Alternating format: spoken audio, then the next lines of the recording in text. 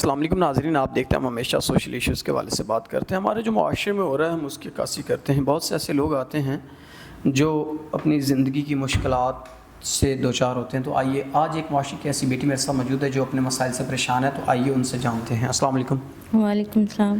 اچھا مجھے بتائیے گا کیا مسئلے مسائل کیا پریشانیاں ہیں جن کی وجہ سے آپ پریشان ہیں؟ میری شادی ہوئی، شادی کے بعد میرے شوہر نے مجھے چھوڑ دیا اور طلاق کے بعد میں اپنے گھر آئی تو میرے ابو کا انتقال ہو گیا. میرے ابو میرے واحد سہارا تھے. ابو کے انتقال کے بعد میں اکیلی رہ گئی. مجھے بہت سی مشکلات کا سامنا کرنا پڑا. میرا دل کرتا تھا کہ میں زہر کھا لوں پریشانیوں سے تنگ آ کر، لیکن اکیلی لڑکی تھی، زہر بھی نہیں کھا سکتی تھی کیونکہ اسلام میں حرام ہے زہر کھانا. تو لوگوں نے ساتھ دینے کی بجائے، نکاح کرنے کی بجائے وہ مجھے طرح طرح کی تانے دیتے اور طلاق کی وجہ سے بھی وہ مجھے غلط نظروں سے دیکھتے، میرے ساتھ غلط کرنے کی کوشش کرتے.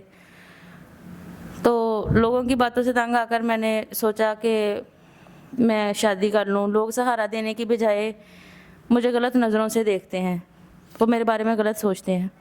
ناظرین، بہن نے بتا دیا کہ وہ نکاح چاہتی ہیں.